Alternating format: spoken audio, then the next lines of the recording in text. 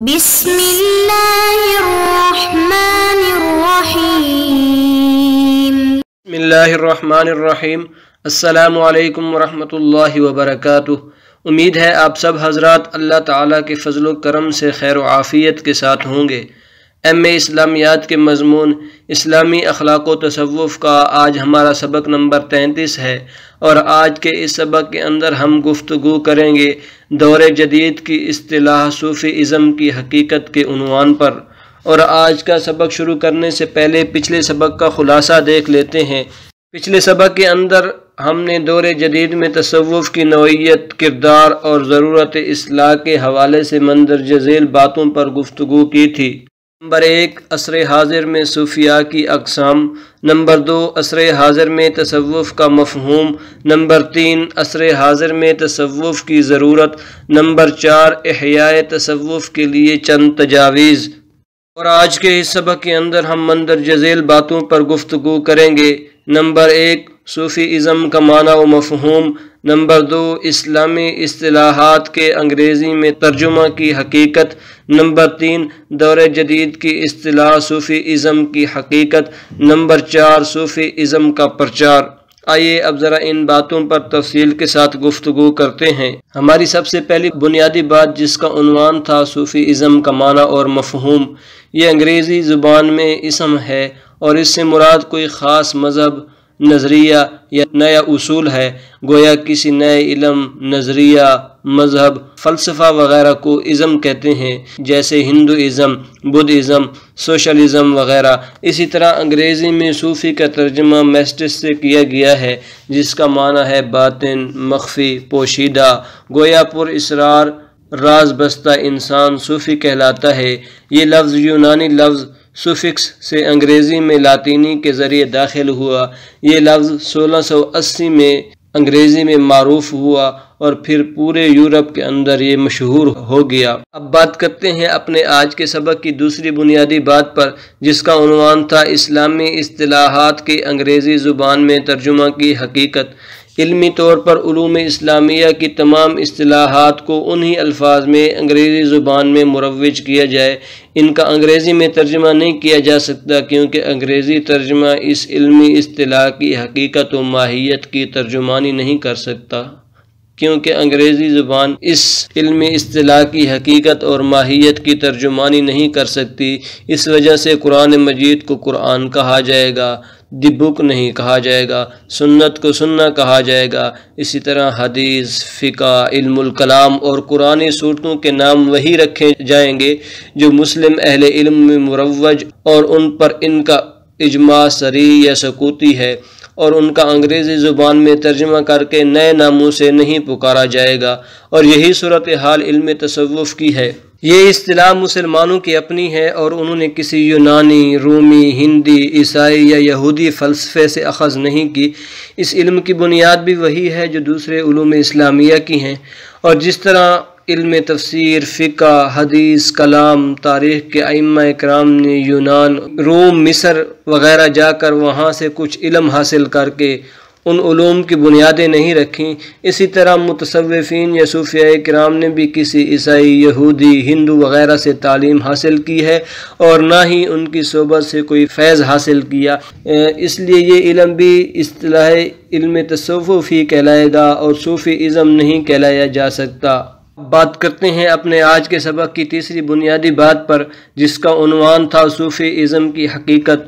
امت اسلامیہ کے دور زوال یعنی 18ویں صدی عیسوی میں مغربی سامراجی غلبہ کے بعد اسلام دشمنی پر مبنی سامراجی عزائم کی تکمیل کے لیے علم تصوف کی جگہ اس کو اسلام یا شریعت کے مقابلے میں ایک نئے نظریے کے طور پر پیش کرنے کے لیے صوفی ازم کی اصطلاح وضع کی گئی۔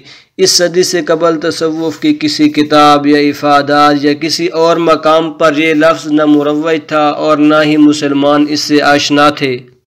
علم تصوف کا تعلق بقیہ علوم اسلامیہ سے توڑنے اور اسے اسلام کے مقابلے میں نئے نظریے کے طور پر پیش کرنے اور اسلام اور مسلمانوں کا غلبہ ختم کرنے کے لیے ایک اصطلاح سیاسی اسلام وضع کی گئی۔ اس سیاسی اسلام کی بے خونی کرنے اور مسلمانوں کو مغلوبیت، محکومیت، غلامی، بے یقینی میں پختہ کرنے، غلبہ اسلام سے ہمیشہ کے لیے متنفر کرنے، علوم اسلامیہ کی روشنی سے بعید تر کرنے کے لیے سیاسی اسلام کے مقابلے میں صوفی ازم اور صوفی ازم کی اصطلاح کو ان مغربی استعماری قوتوں نے روشناس کرایا۔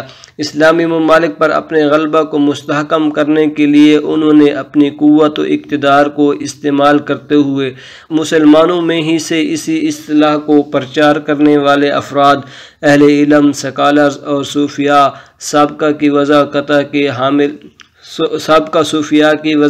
کے حامل لوگ تیار کیے، جنہوں نے اولین طور پر شرعی وضاقتہ کے حامل ہو کر اس نظریہ کی پرچار کی اور آخر کار پھر تمام صوفیاء کرام کے گدی نشین اور ورثاء وہ لوگ آ گئے جن کا شریعت، طریقت، علوم اسلامیہ یا اسلامی تہذیب و تمدن سے کوئی دور کا بھی واسطہ نہیں تھا، اور زاغوں کے تصرف میں عقابوں کے نشیمن کے مصداق انہوں نے اس صوفی ازم کے استعماری نظریے کی آبیاری کی، استعماری راج کے خون آشام پنجوں میں مکمل طور پر مسلمانوں کو جکڑنے میں بھرپور کردار ادا کیا۔ اسی طرح علم کی نفی کی گئی، شریعت کو ایک بوجھ قرار دیا گیا، تبلیغ دین اور جہاد اسلام کو ایک غیر انسانی نظریہ قرار دیا۔ صوفی ازم کو اسلام، عیسائیت، یہودیت، ہندو مت، یونانی اور رومی فلسفہ کا چربہ شمار کر کے تمام مذاہب کا مجموعہ بنا کر صوفی کو اس کا داعی قرار دیا گیا، یعنی وحدت ادیان کا نیا نظریہ پیش کیا گیا۔ بات کرتے ہیں اپنے آج کے سبق کی چوتھی بنیادی بات پر، جس کا عنوان تھا صوفی ازم کا پرچار۔ تمام سابقہ مسلم صوفیاء کرام کی زندگیوں کو انہیں جدید پیمانوں کے ذریعے روشناس کرا کر انہیں خاک کی آغوش میں تسبیح اور مناجات اور رہبانیت کا داعی قرار دے کر اسلامی تصوف یا علم تصوف کے بجائے استعماری تصوف اور تصوف کے درآمد شدہ مغربی تصور سے انہیں مغربی استعماری قوتوں اور مغربی سکالرز کے ذریعے مسلمانوں کو روشناس کروانے کی 18ویں صدی عیسوی سے تا دم حاضر کوشش، یعنی ابھی تک کوششیں جاری ہیں۔ ان کی تمام سامراجی مساعی کی عینی شہادت آج بھی بر صغیر کے تمام اہم سابقہ صوفیاء کرام اور سلاسل ہائے تصوف کے بانی اور بر صغیر کو دارالاسلام بنانے والی شخصیات کے دور حاضر میں گدی نشین، سجادہ نشین، صاحبزادگان، پیرزاد وغیرہ کی زندگیوں اور سیرت و صورت کا مطالعہ کر کے حاصل کی جا سکتی ہے۔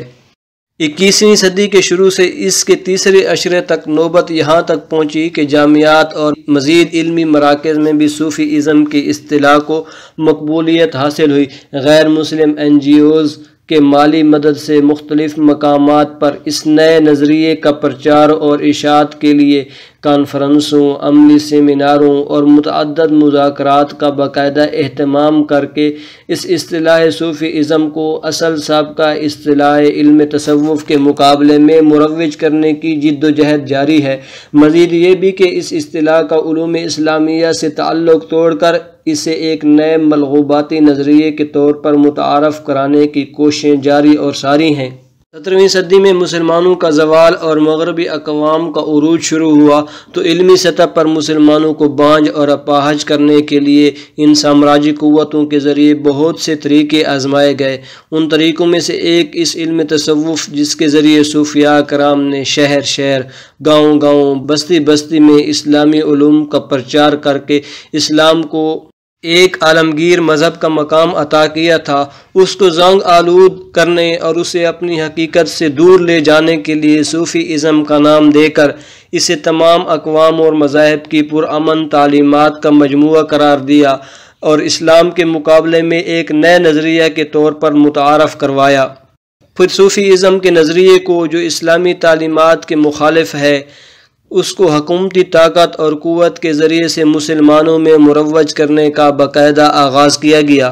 صوفی ازم کی اصطلاح اسلامی تعلیمات کے بالکل برعکس ہے کیونکہ اسلامی علم تصوف کی روشنی میں صوفیان تبلیغ دین اور اصلاح بین الناس کا فریضہ سر انجام دینا ہوتا ہے، اس لیے ان کو عالی ظرف اور فراخ حوصلہ ہونا چاہیے، ہمدرد خلائق اور خیرخواہ انسانیت ہونا چاہیے۔ ایسے لوگوں کو صوفیاء ہونا چاہیے جن کے اندر کسی شر کا اندیشہ نہ ہو اور ہر کوئی ان سے خیر کی توقع کرے، جو شریعت پر مکمل پابندی کرنے والے ہوں اور مریدین کو بھی اس کی تعلیم دینے والے ہوں۔ تو ایسی صورتحال کے اندر ہماری چند ذمہ داریاں بنتی ہیں کہ عالم اسلام میں تمام علمی حلقے عشق دوبارہ حقیقی علم تصوف کے لیے مسائل کا آغاز کریں تاکہ دوبارہ اشاعت اسلام اپنی حقیقی بنیادوں پر ہو سکے۔ اسی طرح مسلمانوں کے تمام نام علمی ادارے تصوف کی حقیقی تعلیمات، نعت اور صوفیہ اور اسلام کے کارناموں کو اپنے نصاب میں شامل کریں اور بقیہ ہم نصابی سرگرمیوں کا حصہ بنائیں تاکہ اس بیگانے علم سے ان کو آگاہی حاصل ہو۔ اسی طرح مسلم ممالک کی تمام یونیورسٹیاں، کالج، مزید اعلیٰ تعلیمی ادارے مغربی افکار کے حامل، وحدت ادیان کے قائل شخصیات سے کنارہ کش ہونے کی کوشش کریں اور صوفیاء کرام کے اصلی افکار کی اشاعت کے لیے بھرپور جد و جہد کریں۔ اگر ان باتوں پر عمل کیا جائے تو جدید صوفی ازم کی اصطلاح کو روکا جا سکتا ہے اور اس کے پرچار کو روکنے میں کافی حد تک مدد مل سکتی ہے۔ پھر میں ایک مرتبہ آج کے سبق کا خلاصہ دیکھ لیتے ہیں۔ آج کے سبق کے اندر ہم نے دور جدید کی اصطلاح صوفی ازم کی حقیقت کے بارے میں مندرجہ ذیل باتوں پر گفتگو کی۔ نمبر 1، صوفی ازم کا معنی اور مفہوم۔ نمبر 2، اسلامی اصطلاحات کے انگریزی میں ترجمہ کی حقیقت۔ نمبر 3، دور جدید کی اصطلاح صوفی ازم کی حقیقت۔ نمبر 4، صوفی ازم کا پرچار۔ انشاءاللہ بہت جلد ہم اپنے اگلے سبق جس کا عنوان ہے تصوف اور سماج کا باہمی تعلق پر گفتگو کریں گے۔ جزاکم اللہ خیرا۔ السلام علیکم ورحمۃ اللہ وبرکاتہ۔